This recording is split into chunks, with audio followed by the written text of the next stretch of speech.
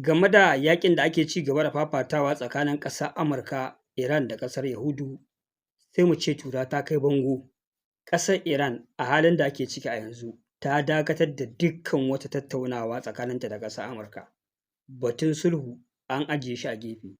Yanzu babu wata ƙofa da ake ci gaba da tattaunawa a tsakanin ƙasashen guda biyu. Biyo bayan abubuwan da suka ci gaba da faruwa a wannan mako, an ga yadda ƙasar Yahudu ke ci gaba da kai zafafan hare-hare a ƙasar Lebanon, wanda lamarin ya kai ga ta fara ikirarin rushe babban birnin ƙasar Lebanon, Beirut. Ta kai miyagun hare-hare a kusa da asibitai da dai wasu abubuwa makamantan haka, da lamarin ya janyo hankalin al'ummar duniya, wanda ƙasar Iran ta ga kawai yanzu komai ya riga ya zo ƙarshe. Asali abin da aka gina wannan yarjejeniya a kai ko wannan tsagaita wutan, ai an riga ma an karya shi. Ga kuma abubuwan da suka yi ta faruwa a 'yan kwanakin nan, yadda ƙasar Iran za ta ɓaro jirgin Amurka, Amurka ma ta kawo ma ƙasar Iran hari. Kenan a taƙaice kawai an ci gaba da faɗa kenan, ba tare da an bayyana a baki cewa faɗa ya dawo ba, amma a zahirin gaskiya kawai an ci gaba da faɗa. Yahudu suna kai hari Lebanon, Amurka na kawo ma Iran hari, Iran na kai ma Amurka hari, amma ana ɗan taƙaita abin, amma su fa a can kawai ka'in da na'in rugurguzar ƙasar Lebanon suke yi, wanda a yammacin yau ƙasar Iran kawai ta ga lamarin ya kai wani mataki da dole ta tattara hankalinta ta zo ta fuskanci wannan yaƙi. Idan ci gaba da yaƙin za a yi kawai a ci gaba, idan za a yi sulhun da gaske a zo a ci gaba da sulhu, wanda a yanzu ƙasar Iran ta yi haltin ɗin dukkan wata ƙofa ko wani messages da ake yi tsakanin ƙasar Amurka da Iran ta hanyar Pakistan. Yanzu an toshe kowace irin ƙofa. Ƙasar Amurka tana nan tana duba yiwuwar, ƙasar Iran tana nan tana duba mai yiwuwar wani mataki za ta ɗauka. Za ta ci gaba da kai hare-hare ƙasar Yahudu ne ko ko wani abu makamancin haka. A labarin da nake samu na ji ana cewa a jira daren yau a ga me zai faru.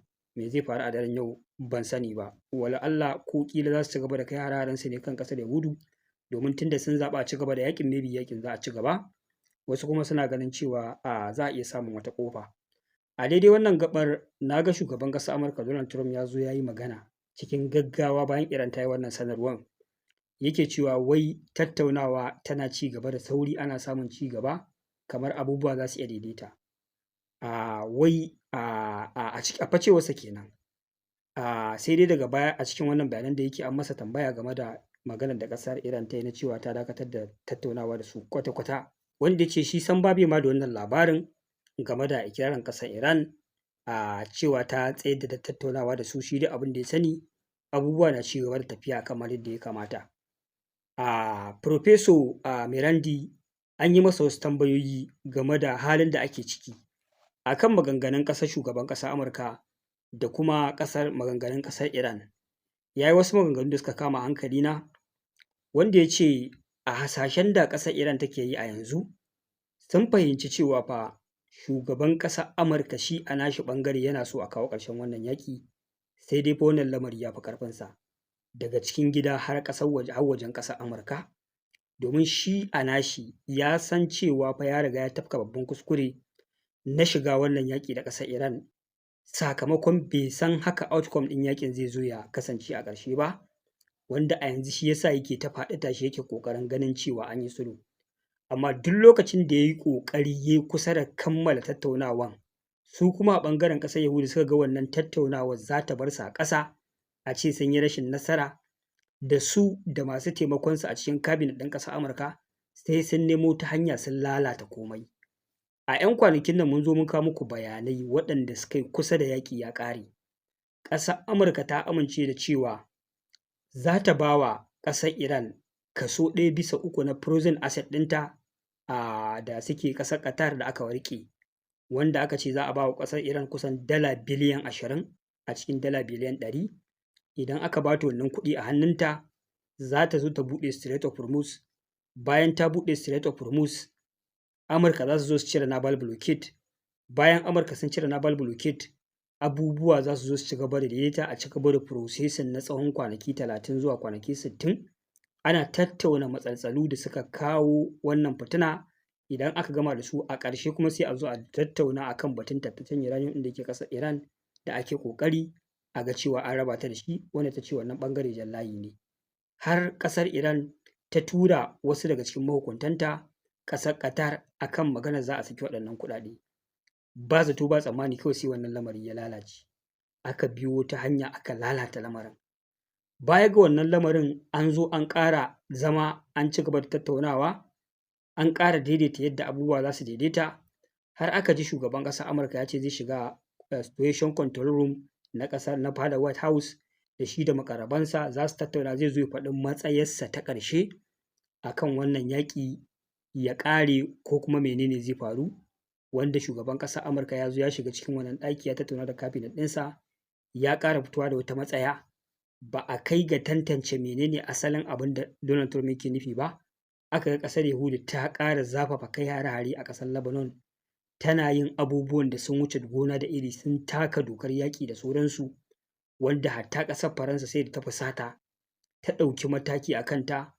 A baje koli na makamai da za a yi a ƙasar Faransa ma Emmanuel Macron ya ce ya yi banin ɗin wannan ƙasa, ba a buƙatar su, ba za a bari masu zo gurin a wannan taro ba.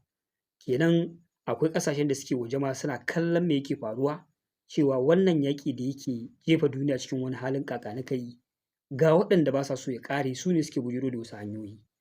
Ana nazari akan cewa dalilin da ya sa ƙasar Yahudu suke ci gaba da irin ɗaukan waɗannan matakai, sun riga sun sani cewa su ne suka yi asara.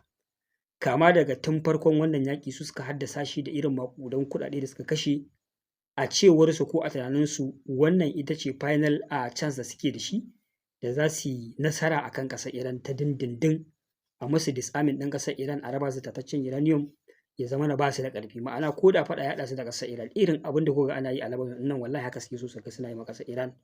Amma sai zama na cewa fa a yaƙin nan hallau babu abu ƙwaya ɗaya da suka yi nasara a kai. Ba su yi nasarar canza rejim ba, ba a yi nasarar disarming ɗin ƙungiyoyin Iran da suke pro-ziwa ba, ba a yi nasarar ƙwace tataccen uranium ba. Ma'ana ba wata nasara da aka ci. Gashi kuma ana magana za a yi sulhu ya ƙare. Shi yasa suke ƙoƙarin ci gaba da lalatawa ko bujiro da wasu hanyoyi da suke ganin cewa ƙila idan aka ci gaba za a iya samun wata gaba da za su yi nasara. Suka ci gaba da wannan ɓanna a ƙasar Lebanon. Ga kuma batun sulhu ma da ake yi, an yi eliminating ɗinsu, an yi erasing ɗinsu, ba sa cikin waɗanda ake tattauna da su.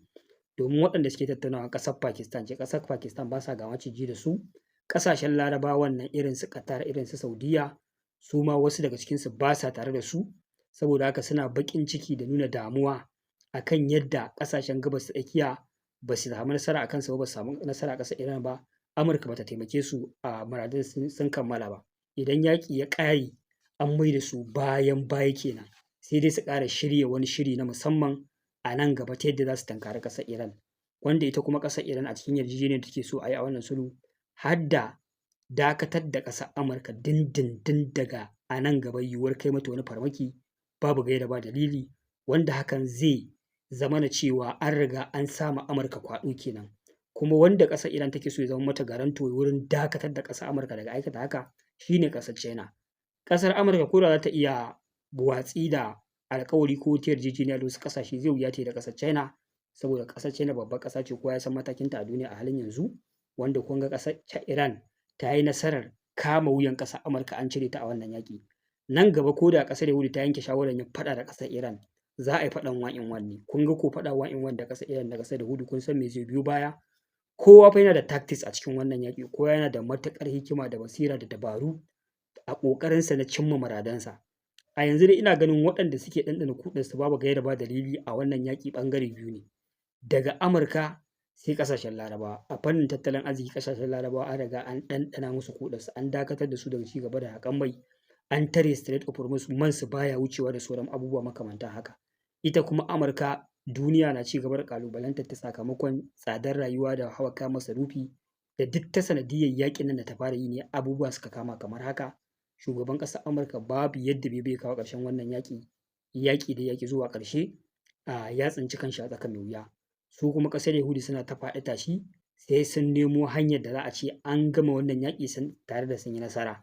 Kun ga kenan an jefa mutane cikin wani yanayi wanda Allah ne kaɗai san mafita a wannan yaƙi. Daga batun za a yi sulhu yanzu an daina ma maganar sulhu, kwata-kwata maganar da nake muku a halin yanzu.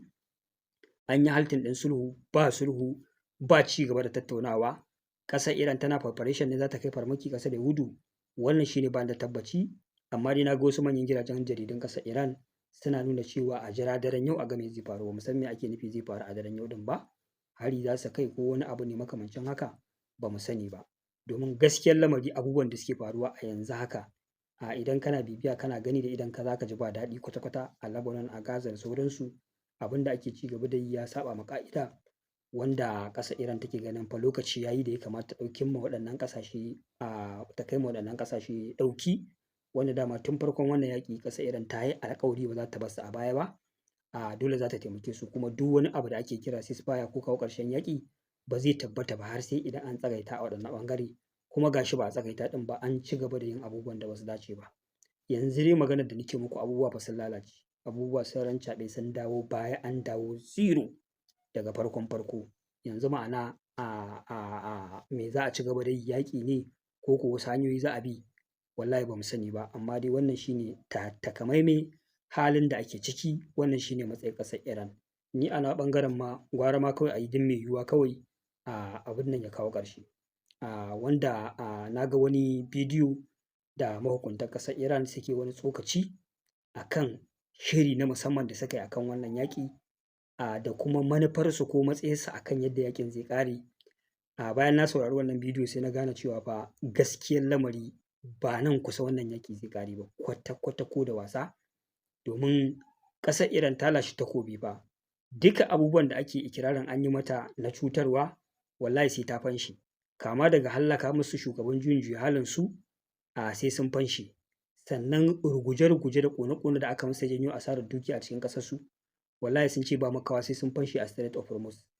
Sannan maganar sojojin ƙasar Amurka su ci gaba da wanzuwa a Gabas ta Tsakiya, ko ɓurɓushin wani yaƙi ya ci gaba da faruwa walau a Gaza ko Lebanon ko tsakanin Iran da wata ƙasa ta Larabawa ko wani abu makamancin haka ko Iraki, duka sai an yi haltin ɗin shi, sai an dakatar da shi ko ta halin ƙaƙa.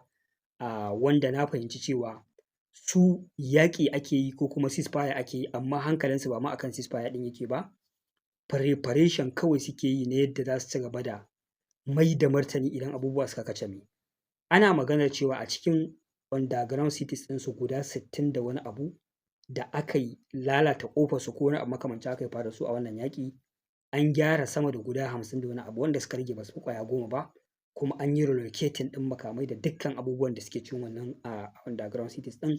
An ƙara yin shiri na musamman da kuma kare faruwar toshe waɗannan ƙofofi na waɗannan underground cities ɗin idan yaƙi ya ci gaba. Wato ma'ana dai sun yi shiri na musamman, sun gane kurakuransu, sun gane abubuwan da suka yi wanda a baya ko kuma a cikin wannan yaƙin ya janyo musu rashin nasara, sun yi preparation mai kyau. Saboda haka ni ina ganin idan sulhu bai yiwu ba, abin da zai faru a nan gaba kaɗan zai ba wa al'umma mamaki. Wanda dai a yanzu babban abin da zan ce mu jira mu ga menene matakin da ƙasar Iran take shirin ɗauka, bayan a yammacin yau ta tabbatar da cewa babu sauran sulhu, babu sauran kowace irin tattaunawa. Yanzu ma'ana an tsaya cak. Amurka ta tsaya cak, ba a receiving message da wurinta, ita ma Iran ta tsaya cak. Yanzu babu maganar wata tattaunawa ko wani lamari da ya shafi sulhu a yanzu haka, komai ya tsaya. Za mu jira mu ga menene kuma motsi na gaba da zai faru. Ku biyo ni a bidiyon da zan kawo muku da safiya idan Allah ya kai mu da lafiya. Wassalamu alaikum warahmatullahi ta'ala wabarakatuh.